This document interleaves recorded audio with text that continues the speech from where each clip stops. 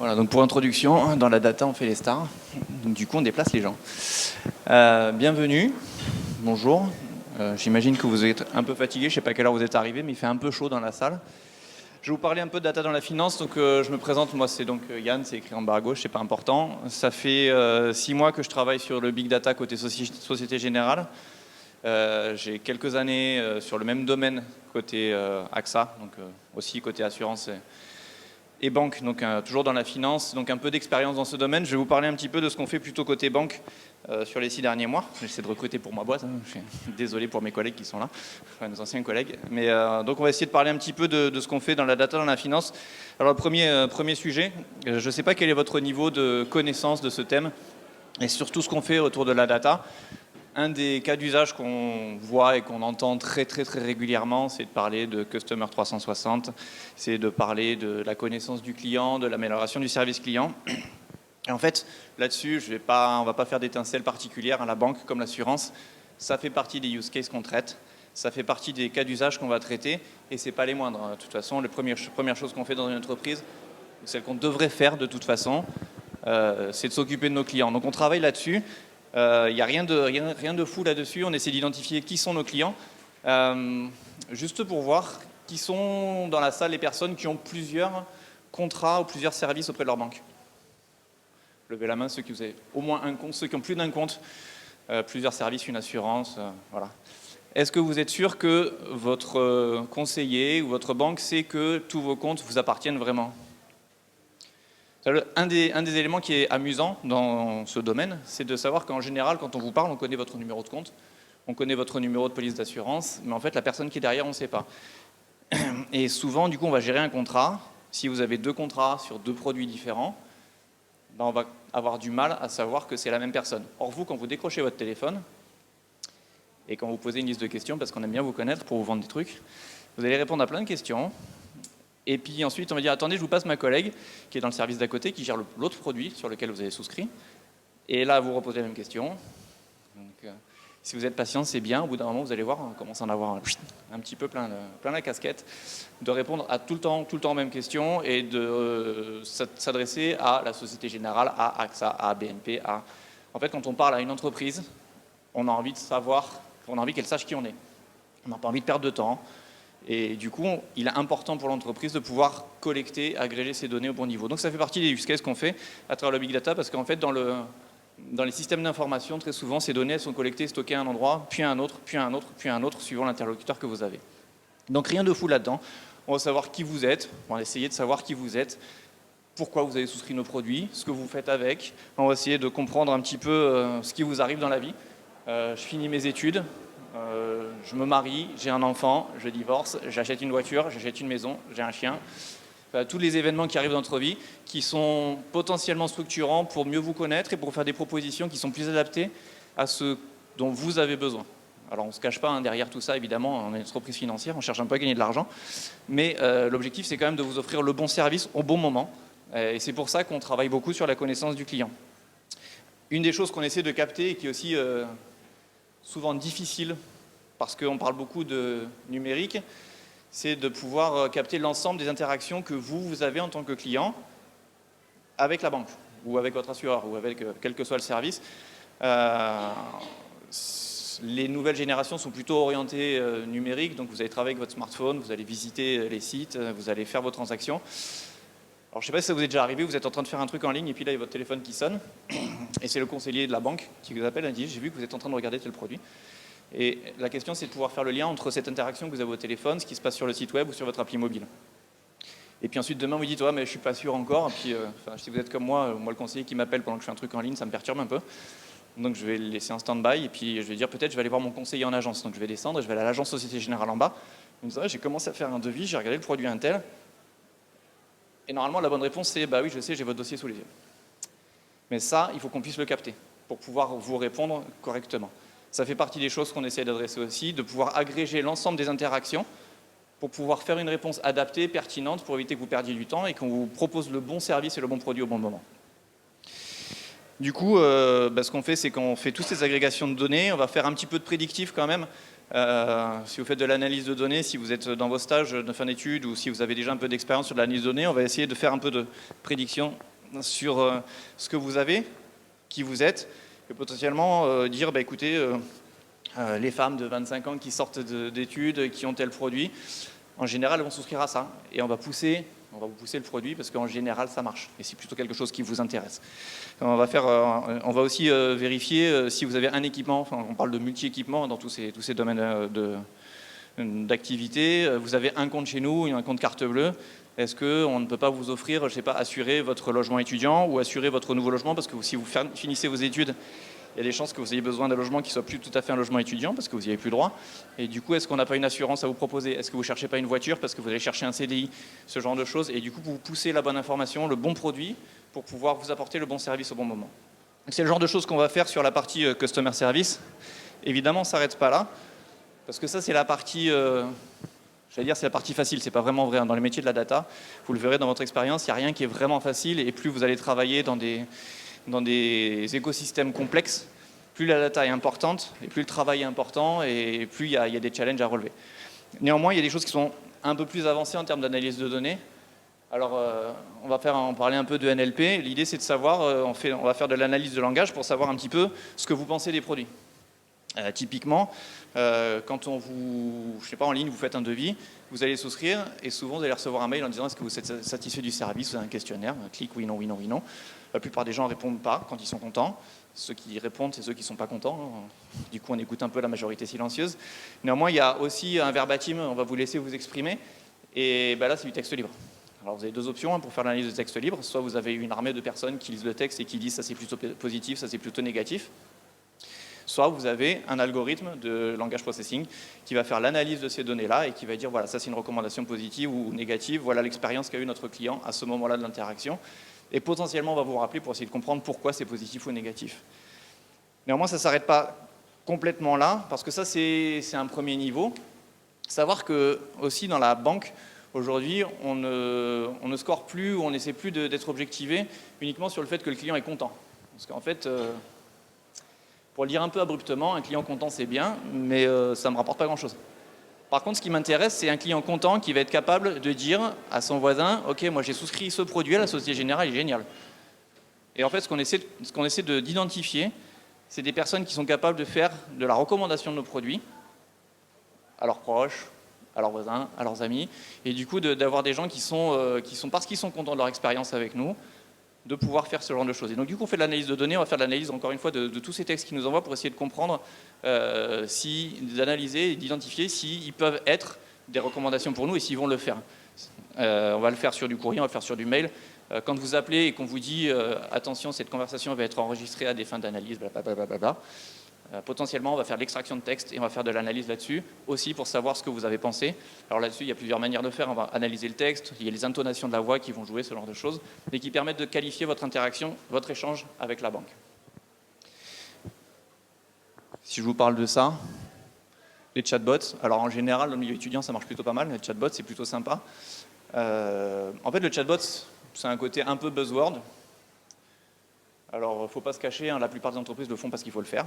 C'est-à-dire qu'aujourd'hui, quand vous connectez sur un site, il n'y a pas un chatbot, c'est pas terrible. Alors, commencez à dire, je cherche le bot, je veux lui poser une question, il n'est pas là, j'ai pas envie de continuer mon interaction, ça fait un peu old school, c'est poussiéreux. Bon, bref, donc il faut le faire parce qu'il faut le faire. À un moment, il faut être honnête, il y a ça. Il y a aussi le fait que les nouvelles générations, elles n'ont pas non plus la même expérience avec tous les sites financiers. On ne cherche pas du tout l'expérience qu'avaient nos parents. Et alors, quand je parle de mes parents, ce n'est pas les vôtres. C'est un petit peu une génération d'écart quand même. Et donc, du coup, vous n'avez pas tout à fait la même recherche et la même expérience utilisateur vis-à-vis de la banque, vis-à-vis des services financiers en général. Déjà, le premier truc, c'est que, globalement, moi, je fais un service 24/7, quoi. Donc, du coup, je n'ai pas envie de savoir que mon conseiller, il est comme moi, il travaille de 8h à 17h du lundi au vendredi. Parce qu'en fait, j'ai des trucs en général, en plus, quand je suis étudiant ou un peu avancé dans ma vie active, mais pas beaucoup, il ne se passe pas grand-chose dans ma vie entre 8h et 17h du lundi au vendredi. Soit je suis à l'école, soit je suis au bureau. Par contre, des trucs intéressants, ils se passent après. Donc, potentiellement, contacter mon service financier, c'est plutôt après 17h et c'est plutôt le week-end, voire la nuit. Donc, j'ai besoin d'avoir cette expérience et j'ai besoin d'avoir une interface qui me permette de le faire et d'avoir une réponse assez instantanée, au moins aux questions basiques. Et donc, du coup, le chatbot est plutôt une bonne interface pour ça.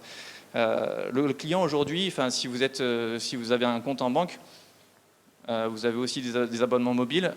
Aujourd'hui, on ne cherche pas un service juste, on sait, bon, moi, je suis chez Orange et je reste chez Orange, ou je suis à la Société Générale, je reste à la Société Générale. Si le service me plaît, j'y reste. S'il ne me plaît pas, aujourd'hui, tout le cadre législatif, au moins en France, me permet de changer à peu près comme ça. Donc si la banque ne vous offre pas le service qui vous plaît, bah, vous allez potentiellement chercher à changer, transférer vos comptes. En plus, maintenant, vous allez à la concurrence ou vous venez à la Société Générale, on vous dit, vous inquiétez pas, hein, pour toute la partie paperasse, vous signez chez nous, on va s'occuper de transférer tous vos abonnements téléphoniques, électricité, assurance. Vous n'avez rien à faire. En gros, vous signez les papiers, vous sortez, vous avez votre carte bleue, et puis tous les comptes sont transférés. Donc si la Société Générale offre pas le bon niveau de service, on sait que les clients vont partir, et offrir des chatbots, bah, ça permet aussi de répondre à une certaine exigence des clients dans l'immédiateté du service. L'idée, c'est d'avoir le plaisir instantané et l'interaction instantanée. Alors après, il y a des choses qui sont un peu moins marrantes, mais qui sont hyper importantes quand même. Et quand on parle de métier financier, bah, évidemment, on va faire un tout petit peu d'analyse et de pilotage financier de la banque. On fait de plus en plus de pilotage financier avec les nouvelles technologies, avec du big data aujourd'hui. Donc bah, typiquement, on va faire le pilotage commercial de l'activité. On va commencer par agréger les données, faire des analyses statistiques pour savoir comment se déroulent les activités commerciales de nos agences, de nos conseillers, histoire de voir un petit peu si on peut faire des projections, si on peut améliorer notre expérience. On va faire du pilotage des différents marchés. Alors évidemment, vous et moi, on est plus concernés par le marché particulier, hein, c'est ce qui nous intéresse. Quoique, parce qu'il y a quand même beaucoup maintenant de très jeunes qui sont entrepreneurs, et donc du coup il y a le marché professionnel qui va vous intéresser aussi. On va essayer de comprendre un petit peu ce qui se passe au niveau des professionnels, donc des petites entreprises, les PME, et puis après il y a toute la partie entreprise, grosses entreprises qui sont des clients un peu particuliers. En fait, sur chacun de ces segments, on va faire de l'analyse de données, on va faire de l'agrégation. L'idée étant de pouvoir déjà de comprendre ce qui se passe sur ces marchés, éventuellement de pouvoir identifier des tendances, et de pouvoir dire, ben voilà, là on a quelque chose à développer, là on a plutôt, je ne sais pas, un produit qui rapporte de moins en moins, peut-être qu'il faudrait l'arrêter, développer un nouveau produit, et on va pouvoir piloter notre activité grâce à la donnée et pouvoir agréger tout ça. Un des points aussi qu'on va piloter avant que je passe à mon image suivante, c'est toute la partie production. En fait, savoir que dans la banque, on a des gens qui sont payés pour concevoir des produits. L'idée, c'est aussi de pouvoir analyser ce qu'ils font et pouvoir faire des projections, en disant ce nouveau produit va marcher, ne va pas marcher, on peut l'intégrer ici, on peut l'intégrer là, ou alors complètement l'arrêter. L'autre partie, alors là c'est vraiment pas funky, mais vous l'aurez partout, c'est la partie pilotage opérationnel. En gros, c'est savoir ce qui se passe dans la banque à tous les niveaux de la boîte. Tout à l'heure, je discutais, enfin, pour ceux qui sont venus voir le stand, on parlait de pilotage opérationnel, on parle du pilotage des bâtiments. Hein, on a des bâtiments connectés, on sait de savoir un petit peu combien nous coûte l'électricité, la clim, tout ça. Ça peut être plutôt pas mal parce que c'est de l'objet connecté. Après, il y a des trucs un peu moins marrants pour savoir... en gros, toutes les activités de base du fonctionnement de fond de l'entreprise, bah, comment ça marche. Des choses qui sont... Alors certains trouvent ça marrant, moi, la partie processus, genre il faut passer par toutes ces étapes-là pour pouvoir faire quelque chose. En général, c'est hyper contraignant, mais du coup, on fait de l'analyse de process, on essaie de connecter des données sur l'ensemble des étapes d'un processus pour savoir s'il est efficace, s'il fonctionne bien, si on peut l'améliorer. Du coup, pareil, on va faire de la projection, et puis on va voir s'il y a des étapes qui servent à quelque chose, s'il y en a qui servent à rien. On peut voir aussi, c'est plutôt marrant en fait, pour le coup, c'est dans un processus, identifier des gens qui vont passer à côté du processus et pour lesquels ça va mieux marcher. Ce qui permet aussi d'identifier que le processus est complètement déficient, puisque en fait, vous avez genre 10 étapes, il y en a qui en font 3, qui vont direct à la fin et ça marche aussi bien qu'avant. Donc il y a des chances qu'on puisse tuer ou couper ce process-là. Donc sur tout ce pilotage opérationnel, on continue de faire, on fait de l'analyse de données. Alors il y a beaucoup de choses, énormément de choses qu'on va faire qui ne sont pas super marrantes dans le fond du business. Par contre, ce qui est très intéressant, c'est que là-dessus, on collecte énormément de données. Donc suivant ce que vous allez rechercher, soit vous cherchez beaucoup de volume de données, et dans ce cas-là, c'est plutôt intéressant. Soit vous êtes sur des use cases un peu plus sexy, peut-être qu'il faudra aller sur d'autres domaines d'activité. Un truc qui est marrant pour le coup, pour moi qui était plutôt une découverte, c'est toute la partie ressources humaines. Donc utiliser la data pour les ressources humaines, je suis tombé dedans il y a quelques mois, là cet été c'était mon cœur d'activité on va dire, c'est de pouvoir déjà agréger l'ensemble des données de l'ensemble des collaborateurs. Alors je ne vous demanderai pas de faire la structure juridique de la Société Générale et du groupe, parce que moi je suis incapable de le faire. Ce que je peux vous dire néanmoins, c'est qu'en gros, pour gérer nos ressources humaines dans l'ensemble du groupe, on a à peu près 160 logiciels différents. C'est-à-dire qu'en gros, les RH de chaque entité ont leur logiciel, qui est paramétré pas de la même manière, et en général, ce n'est pas le même. Et alors là-dessus, vous avez la RH Group qui essaie de faire du pilotage complet, de savoir quelles sont les compétences, comment vont les gens, le parcours de formation, est-ce qu'on a des gens qui sont trop payés, des gens qui ne sont pas assez payés, est-ce que les groupes, toutes les analyses de données que vous voulez faire sur la RH.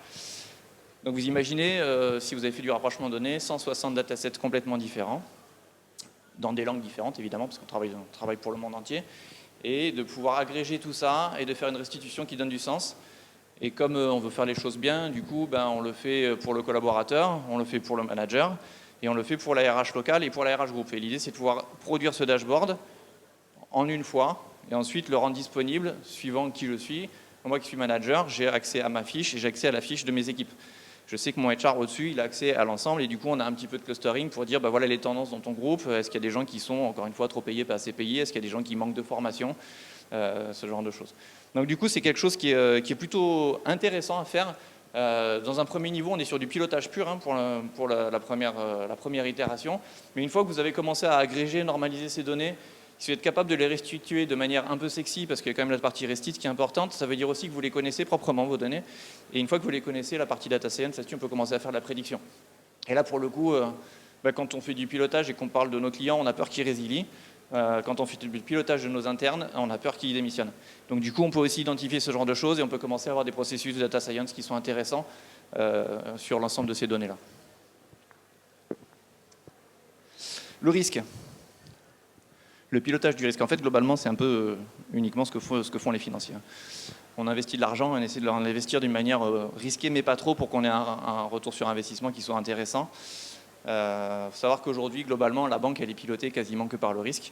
On essaie de calculer du risque à toutes les étapes. Quand vous venez ouvrir un compte, vous souscrivez un crédit, on va vous faire un calcul de risque. On veut savoir si, quand vous souscrivez un crédit, est-ce que vous allez me rembourser. C'est quand même un petit peu important pour savoir si je me retourne sur investissement. Ensuite, comme on est des gens polis, on va vous dire, au fait, pour ton crédit, tu as besoin d'une assurance. Donc, il va falloir souscrire une assurance.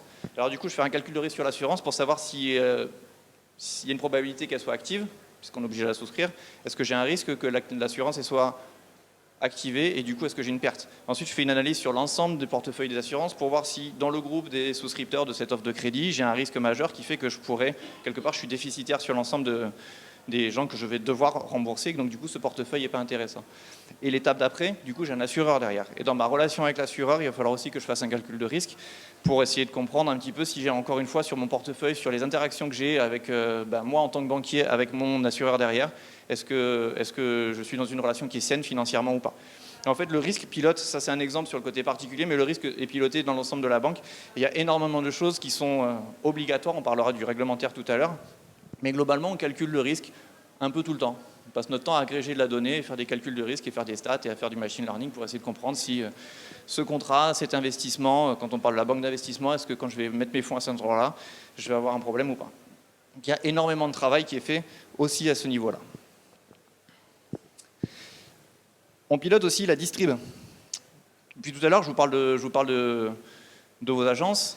Il faut savoir que les agences, elles ne sont pas implantées un peu n'importe comment, et c'est pas demain vous vous levez, vous décidez d'ouvrir une avance Société Générale, je vais la mettre là, parce que c'est en bas de chez moi et c'est pratique. Ça ne marche pas vraiment comme ça. En fait, quand on ouvre une agence ou quand on ferme une agence, on va étudier le marché sur lequel elle est posée, les produits qu'on va pouvoir y vendre, et on va essayer de comprendre comment elle s'implante et faire des projections en disant si j'ouvre une agence à cet endroit-là, je vais gagner tant de parts de marché ou potentiellement je vais en perdre.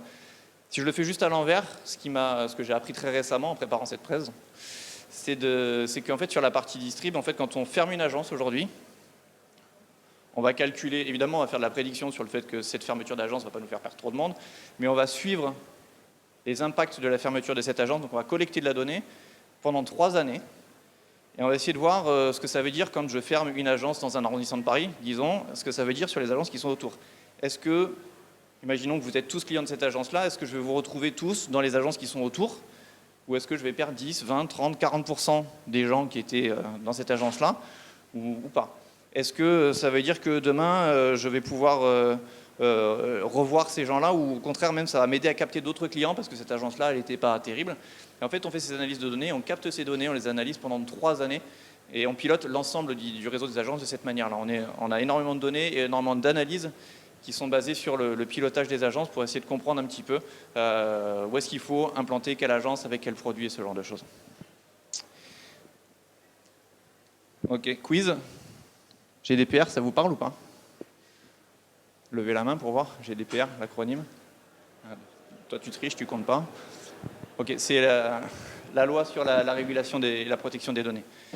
En gros, c'est tout ce qui permet d'éviter que n'importe qui fasse n'importe quoi avec vos données, en l'occurrence, en ce qui nous concerne, que nous, la banque, on ne fasse pas des analyses ou qu'on ne fasse pas du traitement des données, en particulier de vos données personnelles, sur des choses qui sont pas acceptables dans le cadre du pays où on vit. Je vais prendre un exemple dans un pays, juste pour illustrer le propos, dans un pays autre que la France. Si vous avez rempli des demandes de visa pour quelques-uns d'entre vous, soit pour voyager, soit pour venir en France, on va vous demander nom, prénom, âge, sexe, religion. Déjà, faire des analyses de données en France sur le sexe et la religion, c'est un tout petit peu interdit.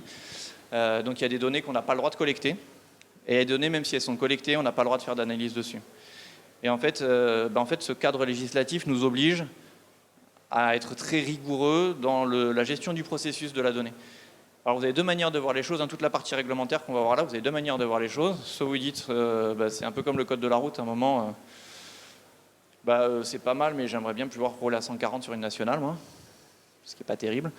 Ou alors je comprends pourquoi c'est là et je m'en sers comme une opportunité pour faire des choses.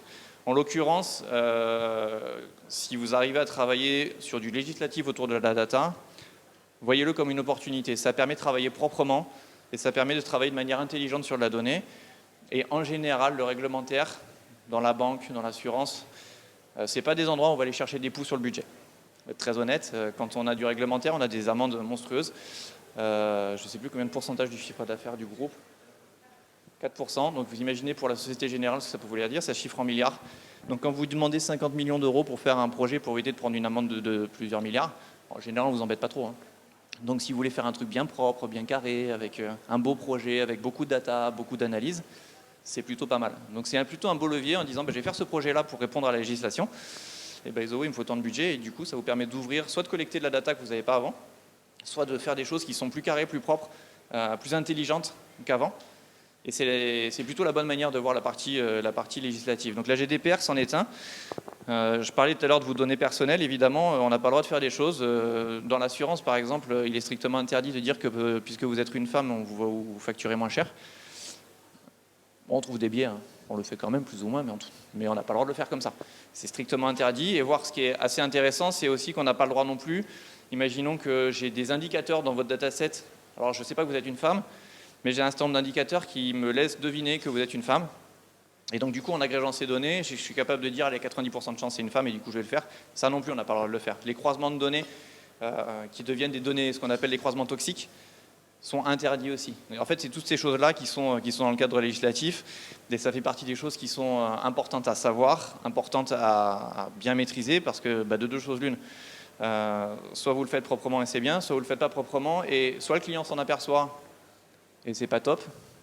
Il y a une chance sur deux, alors vous finissez probablement en procès, mais en plus il va partir, donc le risque d'image, tout ce qui va bien.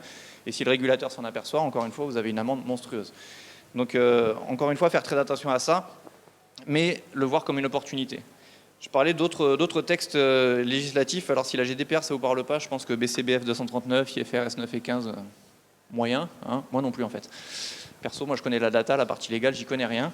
Par contre, ce que je sais, c'est que pour répondre à ces cadres législatifs, on est obligé de collecter de plus en plus de données, on est obligé d'analyser de plus en plus souvent et de produire des rapports pour le législateur de plus en plus rapidement. C'est-à-dire que quelque chose qui était basé sur un certain nombre de data, avant 2008 en tout cas, avant les crises financières, avec des rapports qui étaient approximatifs, ça passait. Puis quand vous avez une crise financière majeure, 2008, 2011, on a eu deux gros pets, le législateur accepte moyen qu'on devienne approximatif. Et en fait, un des constats suite à ces événements, à ces catastrophes financières, c'est qu'un certain nombre de banques ou d'instituts financiers ne maîtrisaient pas bien leurs données, ne maîtrisaient pas bien leurs risques et n'étaient pas capables de savoir en fait, sur quel produit ou sur quel produit financier ils étaient adossés. Donc du coup, on demande en exigence légale de pouvoir produire le bon rapport avec la bonne qualité de données au bon moment et la bonne vitesse. Pas de problème.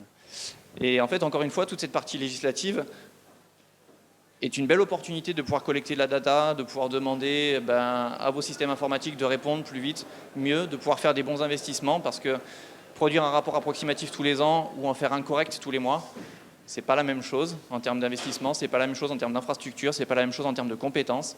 Et donc du coup, il y a énormément de choses à faire. Il y a encore une fois des belles opportunités et du budget drivé de la partie réglementaire sur lequel on ne va pas venir vous chercher des poux. Alors ça, c'est toute la partie use case. Il y a quand même un truc qui est intéressant de voir, c'est le changement que ça va impacter dans la banque et dans les instituts financiers. Si je vous demande quelle est votre perception de la banque aujourd'hui, c'est plutôt quelque chose de marrant, funky, poussiéreux? Pardon? Vu de l'extérieur. En général, ça respire pas le... Hein. C'est-à-dire quand on sort de l'école, on a plutôt envie de travailler dans une start-up, tout ça, et quand on voit les banquiers en costume, bon, bref, sauf si on adore la finance, sur la partie analyse de données, bon, c'est pas forcément l'endroit où on a envie de travailler.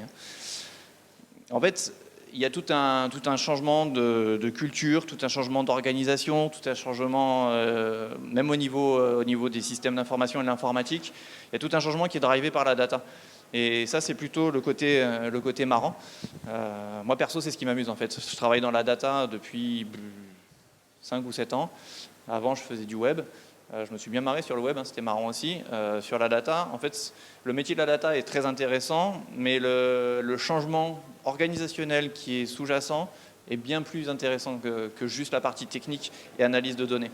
Parce qu'en fait, pour pouvoir faire ces analyses de données, pour pouvoir produire ces reports, pour pouvoir avoir les bons leviers, il faut que les gens ils arrêtent de réfléchir en disant j'ai l'intuition que. On va commencer à dire à nos managers et à nos dirigeants, pour prendre une décision, il faut le faire sur la base de fondations solides. Les fondations solides, c'est toutes les données que vous avez. En fait, les systèmes financiers sont assis sur des montagnes de données, réparties un peu partout, mais qui ne sont pas forcément exploitées. Et plutôt que derrière quelqu'un qui vous dit on va faire ça et ça va marcher, bah, c'est comme ça que ça marche. Hein. Je veux dire, à un moment, le top management, il va décider que c'est comme ça. Vous venez avec une analyse de données qui dit voilà, on a fait une analyse de marché, on a fait une analyse de produit, et voilà ce que nous dit les données, voilà ce que nous dit l'existant, et j'ai produit un modèle de machine learning qui est capable de me dire que ça va probablement marcher comme ça, à 80% de chance. Et là-dessus, bon, après, il accepte ou pas, c'est sa décision, mais au moins la décision, elle est éclairée par les données. Mais pour arriver à ça, il y a tout un changement culturel très important, et c'est plutôt marrant de travailler là-dessus. Vous avez le changement aussi au niveau du système d'information, parce que comme je vous parlais tout à l'heure de 160 logiciels qui ont leur base de données derrière, qui ne ressemblent à rien, enfin qui ne ressemblent pas aucune qui ressemble à l'autre, dire qu'il faut capter toute cette donnée, qu'il faut la normaliser, qu'il faut qu'elle soit prête à analyser, ben, au niveau du système d'information, c'est pas neutre. Vous allez traverser des frontières, vous allez ouvrir des tuyaux monstrueux, vous allez commencer à avoir des échanges soit en temps réel, soit en quotidien. On commence à réfléchir complètement différemment sur la conception même du système d'information. Et puis en termes de gestion de projet, très basiquement, je ne sais pas si vous en avez fait ou pas, si je vous parle de méthodologie agile, mais en tout cas, l'agilité aussi qui est nécessaire en termes de gestion de projet, ça fait partie des changements qui sont impulsés aussi par la data, où en gros vous avez toute la partie numérique et la data qui pousse ce genre de choses. Après, ça se fait pas sans heurts et sans douleur, hein, surtout dans des grosses institutions. On transforme pas ça en claquant des doigts, c'est pas possible. Et c'est plutôt ça qui est intéressant. En fait, plutôt une équipe de 5 personnes, vous pouvez la changer très très vite. Une équipe de 15 000, c'est un peu différent. Et il y a tout ce changement de fond qui est très très intéressant. Évidemment, ça se fait pas sans les bonnes personnes. Deux choses, c'est que globalement, plus on est jeune, plus on est appétent au numérique, plus on comprend que la data elle doit arriver des choses. D'ailleurs, c'est pas pour rien qu'on a des forums de recrutement sur la data depuis 4-5 ans, qui n'existaient pas vraiment avant. Les data analystes, avant, c'était des gens qui étaient dans un coin, maintenant ils sont au cœur de la boîte. Être data-centrique, être numérique, avoir tous ces réflexes au bout des doigts, la nouvelle génération, elle l'a. C'est-à-dire que vous naissez avec, plus ou moins, de toute façon, vous manipulez les données et vous en générez à longueur de temps, et vous savez, c'est pas la peine de vous expliquer, le changement chez vous, c'est pas la peine de l'impulser. Donc impulser le changement, ça se fait aussi avec la bonne population. C'est-à-dire qu'il faut le faire à tous les niveaux, mais impulser ça avec les bonnes personnes, les bonnes RH, je ne sais pas où j'en suis dans mon timing, tant pis. C'est hyper important, et avoir des gens qui sont câblés comme ça, nativement, ça fait partie des choses qui sont importantes pour pouvoir réussir à faire cette transformation. Je vous parle un peu de techno. J'ai vu passer quelques CV. Alors, si je vous parle buzzword, machine learning, intelligence artificielle, big data, ça vous parle plus ou moins. Du coup, dans les instituts financiers, encore une fois, on est assis sur des montagnes de données. Du coup, on va travailler sur du big data. On va monter des clusters qui sont relativement gros. On n'est pas parmi encore les plus gros clusters de France, et je ne citerai pas les gens qui ont les plus gros clusters, parce qu'il y en a quelques-uns qui sont dans la salle à côté. C'est des très très gros clusters. On va commencer à travailler on va collecter des pétas de données. Alors évidemment, ne vous dites pas qu'en arrivant dans une banque ou dans une assurance, vous allez travailler vous sur des pétas de données, puisqu'on va travailler sur un cas d'utilisation qui va être sur plusieurs centaines de gigas potentiellement, mais vous n'allez pas avoir accès à l'ensemble des données de toute la banque juste pour rigoler, quoi. Ça ne marche pas comme ça. Néanmoins, il y a énormément de données qui sont générées, collectées pour analyse, et donc on va travailler sur, si je vous parle d'Hadoop, voilà, on va travailler sur des clusters Hadoop. En termes de techno, vous allez travailler sur des langages relativement récents, en Scala, avec des frameworks comme Spark, qui permettent de faire de l'analyse de données en mémoire. On essaie d'utiliser les bons outils au bon moment, et on pense, en tout cas, dans mon équipe, pour faire de la pub perso, on est persuadé que faire du Scala et du Spark, c'est plutôt le bon choix, parce que ça nous permet de le faire intelligemment et efficacement. On va faire du machine learning, et là, après, on se retrouve à la croisée des chemins entre le machine learning qui peut travailler une memory, et du machine learning distribué sur le cluster. Donc vous avez parlé de Python avec du scikit-learn. Les modèles aujourd'hui de deep learning, vous allez faire du TensorFlow. J'en ai quelques-uns qui sont passés voir tout à l'heure qui faisaient du TensorFlow, un peu de Theanos. Sur du NLP, vous allez utiliser les bonnes librairies aussi. On utilise tout ça. Côté banque de détail, on va faire beaucoup de R aussi. Dans d'autres parties de la banque, on va faire beaucoup de R aussi. Voilà les technos qu'on va utiliser principalement, qui sont des technos, alors R et Python, c'est pas des technos récentes, mais la partie data science dessus est plutôt en vogue. Hadoop, c'est un framework qui a une dizaine d'années maintenant, qui est relativement généralisé. On monte des gros clusters et on essaie de mettre la data à disposition avec le bon niveau de technologie. Et on construit tout ça pour qu'on puisse utiliser les données et driver le changement dans la banque et produire les bons reports. Alors, quand je vous parle de tout ça, je vous ai parlé de poussière tout à l'heure. Il y a des gens qui font encore du data warehouse. En fait, vous ne remplacez pas dans une entreprise qui a 100, 150 ans, vous ne remplacez pas une techno par une autre en claquant des doigts. Si vous prenez une entreprise récente, une start-up, je ne sais pas, qui va faire du clickbait et qui va faire de l'analyse de clics et de cookies, en général, ils vont monter une plateforme, ils vont la monter chez Amazon ou chez Microsoft sur Azure. Ils vont faire un cluster Hadoop en quelques clics, et puis ils vont scaler à l'infini, ou plus. Mais ils n'ont pas de système existant. C'est-à-dire que quand vous êtes plutôt une grosse boîte, vous avez un système d'information qui a commencé avec des machines à écrire, normalement, qui s'est transformé avec des ordinateurs, des vieux mainframes, que vous allez garder. Donc le mainframe, pour ceux qui en doutent encore, c'est encore 80% de l'activité de ces marchés-là. Mais on va rajouter derrière du web, du coup on va rajouter tout ce qui permet de faire la connectique entre les deux, puis on va rajouter du Hadoop, du big data, Et en fait, vous avez la coexistence entre ces deux mondes. C'est pour ça qu'on arrive à des histoires comme ça, c'est-à-dire que dans les écosystèmes hybrides, un petit peu de robotique, un peu d'humain. L'idée, c'est d'avoir les bonnes technos au bon moment et de pouvoir faire coexister tout ça et se dire, par exemple, si vous avez travaillé un peu sur du data warehouse, qui sont plutôt des technos à l'ancienne, je ne vais pas dire à tout le monde, en fait, ton dataware, on le ferme, ta base de données, on ferme, et je remplace tout ça par un cluster Hadoop parce que c'est mieux. D'abord, les gens ont peur et ils ne le feront pas. Vous allez avoir de la résistance parce que quand on a un métier qu'on a fait comme ça depuis 15 ans, on n'a pas très envie de changer comme ça, et donc la résistance au changement, c'est naturel, c'est comme ça que fonctionnent les hommes. Vous avez beau avoir votre patron qui a dit qu'il fallait le faire, à un moment ça ne marchera pas. Et puis de toute façon, en termes de niveau de technologie, c'est pas sûr qu'on puisse adresser le même niveau de service et les mêmes enjeux. Donc le niveau de réflexion dans la conception, pour ceux qui ont fait un cursus de conception système d'information, il y en a quelques-uns qui sont passés tout à l'heure, se poser la question de quelle techno je vais utiliser à quel endroit et comment je fais coexister tout ça pour que ça fournisse le bon service, parce qu'à la fin, en fait, ce qui nous intéresse, c'est votre retour en tant que client de la banque ou le retour de mes conseillers. C'est pas de me faire plaisir, la techno c'est bien, enfin, moi j'adore ça, je fais des études d'informatique et je fais de l'informatique depuis que je suis sorti de l'école, enfin, depuis que je suis sorti du lycée. Je m'éclate. Mais la techno pour la techno, ça ne marche pas, quoi. Dans une entreprise, on n'est pas là juste pour s'amuser. Donc l'idée, c'est de pouvoir utiliser la bonne techno au bon endroit, et ça fait partie des challenges qui sont assez intéressants aussi dans des grosses boîtes que vous ne retrouverez pas dans des boîtes qui sont plus jeunes. On parle de la finance là, mais prenez une banque toute neuve, elle n'aura pas tout cet existant à gérer, donc elle n'aura pas tous ces challenges-là. Donc il y a aussi se poser la question de la bonne techno au bon endroit, au bon moment, et de pouvoir activer tout ça, et de pouvoir faire la bonne conduite du changement pour que tout ça fonctionne correctement. On arrive sur la fin, un peu d'ouverture, on a parlé beaucoup de data.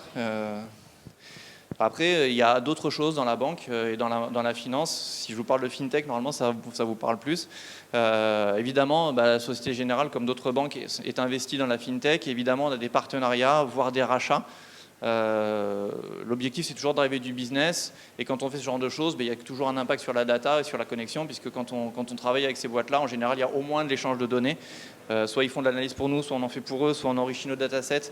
Donc il y a beaucoup d'opportunités. Aujourd'hui, le marché, et puis le marché français marche plutôt pas mal là-dessus, il y a énormément d'opportunités autour de tout ça. On continue de travailler sur la partie intelligence artificielle, évidemment. On a parlé tout à l'heure de Natural Language Processing. Il y a encore d'autres choses à faire avec du deep learning. Et on a quelques personnes qui sont très très douées en deep learning dans la banque. En tout cas, la Société Générale, dans mon équipe, si vous avez des CV, il faut venir. Donc il y a encore beaucoup de choses à faire là-dessus. On continue de travailler. Il y a toute la partie cloud ou pas cloud. Aujourd'hui, c'est très difficile pour des entreprises financières de faire confiance à un provider qui s'appelle Amazon ou Microsoft, parce que les data centers, maintenant, ils sont en Europe, mais est-ce qu'ils sont gouvernés par une entreprise américaine? Et juste à vous, si je vous demande si c'est intéressant pour vous d'avoir, ou si ça vous met en confiance de savoir que vos données, elles sont stockées chez Amazon dans le cloud, je ne sais pas si c'est quelque chose qui vous rassure ou pas. En tout cas, c'est des vraies questions qui sont ouvertes. Il y a des entreprises qui ont franchi le pas, il y en a d'autres qui ne l'ont pas fait. Et on continue de travailler sur toutes ces problématiques-là. On parle de banque mobile, on parle d'open banking aussi. D'ailleurs, tiens, question, qui c'est qui connaît la banque mobile de la Société Générale? Vous savez laquelle c'est? Parce que le groupe est énorme. Ouais, Boursorama a gagné, c'est bien. Moi, je ne le savais pas avant de signer. Hein. Donc, évidemment, tout le monde enfin, aujourd'hui, tout le monde, les gros groupes ont tous une banque mobile. Et il y a encore aussi beaucoup de choses. Là, pour le coup, on capte beaucoup d'interactions clients parce que vous le faites en ligne. Et en fait, comme vous êtes connecté, vous n'avez pas de conseiller, vous n'avez plus de mail, plus de courrier, plus rien. C'est très, très facile de collecter la donnée. Donc, on arrive sur des schémas qui sont bien plus sympathiques en termes de collecte et d'analyse de données. Et puis sur la partie open banking, évidemment, c'est de l'API, c'est du service qu'on va offrir à la communauté. Alors ça peut être à d'autres banques, ça peut être à des partenaires, ça peut être en mode entreprise sociale. J'ouvre mes données au pays et aux ONG qui gravitent autour du sujet. Il y a encore beaucoup de choses et évidemment tout ça aussi c'est assis sur de la data parce qu'en général quand on doit faire de l'open banking on va exposer des données, il faut que ce soit des données qui soient masquées, anonymisées, agrégées. Enfin, j'ai pas envie de donner mon portefeuille client à n'importe qui. En général j'ai pas envie de le donner d'ailleurs. Par contre il y a un certain nombre d'informations que j'ai bien envie ou que je voudrais partager. Ça fait partie des sujets de fond qui sont en cours d'analyse chez nous et qui nous permettent de réfléchir à ce qu'on pourra faire demain. Voilà, j'ai fini. Je pense que j'ai dépassé le temps comme il faut, tout va bien. Mais comme on ne vire pas, si vous avez des questions, sentez-vous libre. Ou alors vous dormez parce qu'il est 6h30 sur l'apéro, c'est vous qui voyez.